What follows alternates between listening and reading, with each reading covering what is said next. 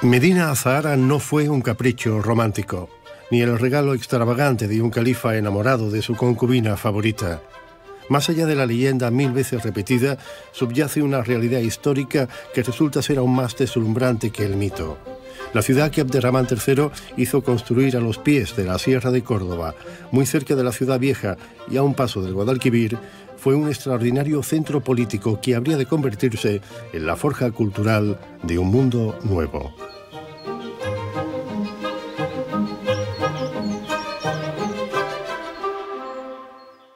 Por extraño que parezca, nuestro viaje a Medina Azahara no comienza en Córdoba, sino en Madrid, en el corazón del barrio de Chamberí, en el estudio donde los arquitectos Menéndez Uluarca y Pau Soler, expertos en urbanismo y patrimonio, elaboraron el informe técnico que la UNESCO exige como condición indispensable para valorar cualquier candidatura que se le presente. Un informe que a la postre, en el caso de Medina Azahara, ha resultado decisivo.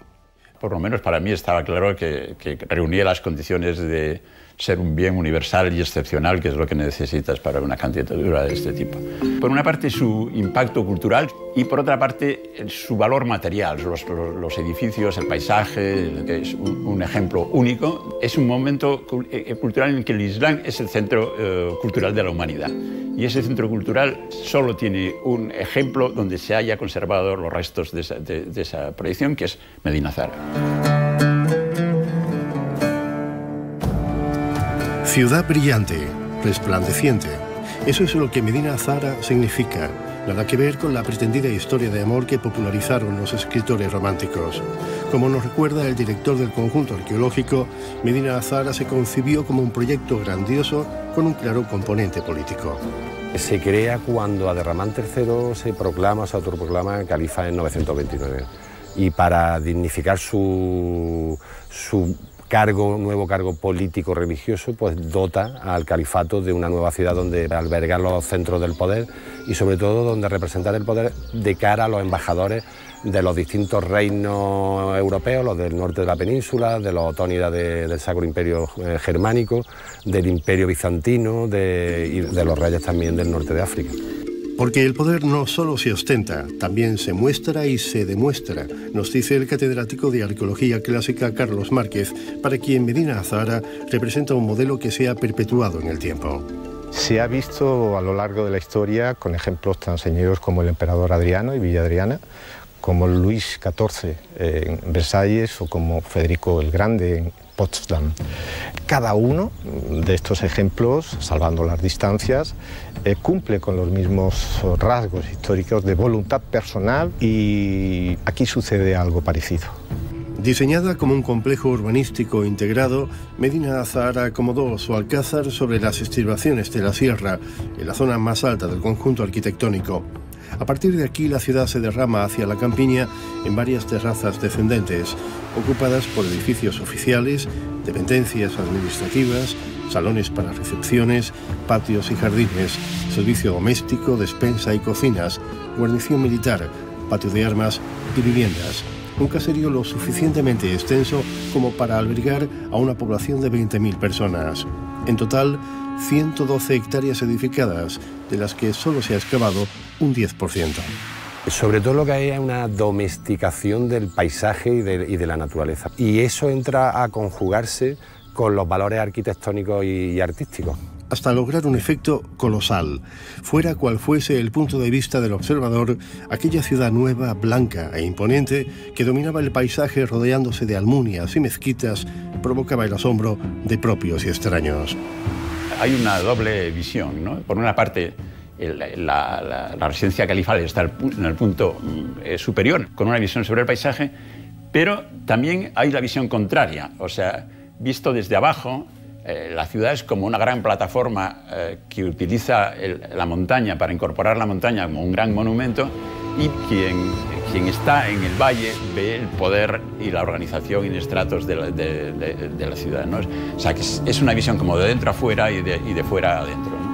Es un gran teatro para escenificar el poder del califa. Poder diplomático y militar, pero no solo eso.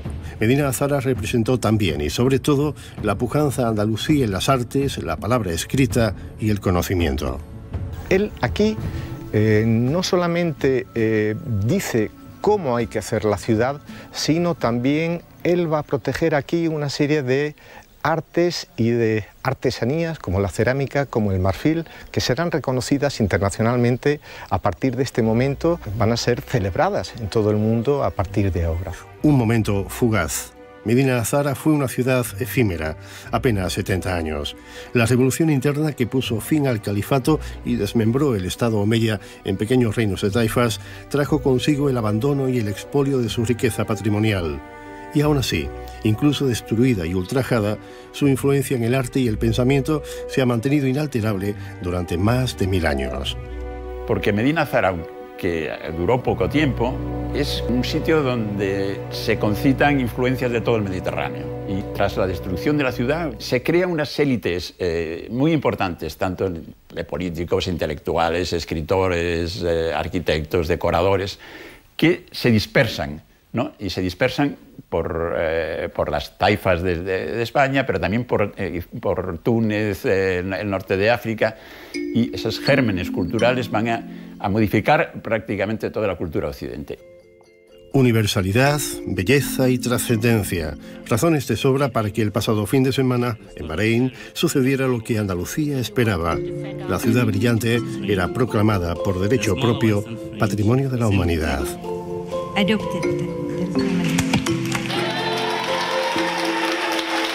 La candidatura cordobesa era muy sólida, contaba en España con un respaldo institucional unánime y presentaba como aval un pormenorizado informe elaborado por 2 arquitectos de prestigio. Todo a favor, y aún así la delegación española llegó a Bahrein con cautela. La mayoría de los bienes declarados Patrimonio Universal están en Europa y la UNESCO hacía tiempo que venía sugiriendo su intención de acabar con ese desequilibrio geográfico. UNESCO no quiere más candidaturas europeas y muy excepcionalmente admite candidaturas europeas. Ahora bien, en el caso de Medina aún eso era salvable porque evidentemente es europeo, pero es europeo con una cultura oriental tan fuerte y con una ligación con el mundo árabe que podíamos salvarnos ese escollo. Ha sido muy importante el apoyo de los países árabes de cara en la reunión de Manama, Medina Azahara, Córdoba, Al-Ándalus, en el acervo cultural, en el imaginario árabe islámico, es muy importante. Entonces Medina Azahara supone hoy en día, en el siglo XXI, un puente de unión, de contacto y sobre todo de comunicación entre estos 2 mundos que es muy necesario hoy en día, claro. La segunda objeción de la UNESCO era mucho más seria. El yacimiento cordobés convive con una periferia caótica. A finales del siglo pasado, las parcelaciones ilegales y las construcciones sin licencia habían sitiado el conjunto arqueológico.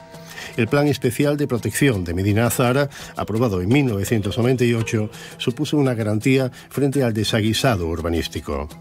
Cuando hicimos el perímetro de protección de Medina Azahara, ya había urbanizaciones ilegales. Parte de ese caos provenía de que en la conciencia popular el destrozo de ese territorio histórico y esos valores que desconocían no se apreciaba. Desde que empezaron a parcelarse y a construirse, se estuvo denunciando el hecho desde el conjunto arqueológico hasta que se consiguió su paralización. Y ahora lo que la UNESCO nos propone es hacer un apantallamiento vegetal para que el impacto visual no sea tan fuerte como, bueno, lo puedes ver desde aquí. El título patrimonial que ya ostenta Medina Azahara se suma a los que ya poseen la judería, la mezquita y los patios de Córdoba. Y eso implica tareas concretas. Una gestión adecuada del más que previsible aumento de visitantes al conjunto arqueológico, por ejemplo. La experiencia que tenemos, por ejemplo, en Antequera es que el número de visitantes tras la declaración se ha multiplicado por 3, ¿no? Y ahí nos ha cogido un poco por sorpresa. En este caso no debería ocurrir lo mismo. La difusión de la candidatura va a producir un cambio radical en el comportamiento turístico y eso hay que prepararlo para que eso no produzca un impacto indeseable dentro del monumento. El tiempo dirá si habrá más o menos turistas de los que hay ahora, que no son demasiados, por cierto. Mientras tanto, lo que preocupa a la dirección del yacimiento es cómo llegarán los que lleguen en el futuro inmediato, porque a día de hoy es más fácil acceder en transporte público a cualquier área comercial de las afueras de Córdoba que hacerlo a Medina Azahara. No estar en el centro de Córdoba es un hándicap para que lleguen los visitantes. Entonces ahora mismo no hay un buen sistema de transporte público para acceder aquí y yo no dudo de que bueno, las administraciones competentes pongan los medios para facilitar esa visita y nosotros bueno, para poder mostrar Medina Zahara en todo su esplendor, porque tenemos 12 hectáreas ahora mismo de las 115 hectáreas que tiene el yacimiento, que es la ciudad, tenemos 12 excavadas. Y esa es la clave a partir de ahora: mantener e investigar, fomentar un turismo sostenible y divulgar conocimientos sin descuidar la adecuada conservación de este formidable recinto. Yo creo que la primera prioridad en este momento, viendo la avalancha de gente que se nos viene encima, es lo de ordenar los recorridos, ¿no? Ordenar los recorridos y protegerlos, ¿no? Y proteger los recorridos más delicados de piedra, ¿no? Proyectos que necesitarán de los recursos económicos necesarios para acometerlos con éxito. La Declaración de Patrimonio Universal no se interpreta como un fin en sí mismo, sino como un nuevo impulso. La reapertura al público del Salón Rico, la joya arquitectónica de Medina Zahara, cerrado y en restauración desde hace años, sería un primer e importante paso. Eso esperamos, ¿no? Esperamos que sea un punto de partida, porque las obras estas son lentísimas, faltan recursos, y esperemos que con esto se pueda acelerar un poco el proceso de restauración, que no ocurra como ha ocurrido en el Salón, pues que lleva un montón de años cerrado y que no se puede visitar. Debe ser la investigación uno de los puntos clave y desde mi punto de vista no de los últimos, para que Medina Zahara siga tan pujante y que este nombramiento sea uno de los puntales que más importancia le siga dando a esta ciudad. La investigación es clave, es la pata que lo sujeta a todo, esto es lo que es la protección, la conservación y la difusión, y tenemos que mantenerlo. Medina Zahara, la ciudad brillante, no es un lugar específico, son muchos lugares en un mismo sitio. Oriente y Occidente, cruce de caminos, pasado y futuro. Y todo eso, con ser bastante, y por si fuera poco, es además patrimonio de todos, patrimonio del mundo.